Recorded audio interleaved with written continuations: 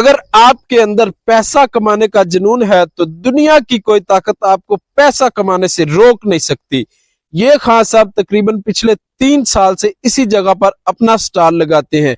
मैं इनको तब से जानता हूं जब इनकी गाड़ी में थोड़े से ड्राई फ्रूट और कुछ खजूरें हुआ करती थी, लेकिन इन्होंने हिम्मत नहीं छोड़ी और अपने बिजनेस को टाइम दिया और आज माशाल्लाह इनका बिजनेस इस लेवल पर पहुंच गया है कि इनके पास हर किस्म की इंपोर्टेड चॉकलेट्स वगैरह दस्तयाब होती हैं। और इनके जो सबसे बेस्ट सेलिंग है वो है इनके परफ्यूम।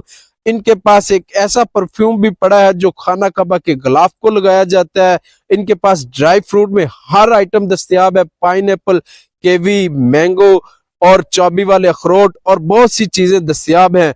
और इनकी लोकेशन है जनाबे वाली वापडा टाउन K1 ब्लॉक से जब आप निकलते हैं तो गुलशन कॉलोनी में इंटर होने से पहले ये इनके मेन गेट पे खड़े होते हैं। और अब ये सिर्फ 4 से लेकर 8 बजे तक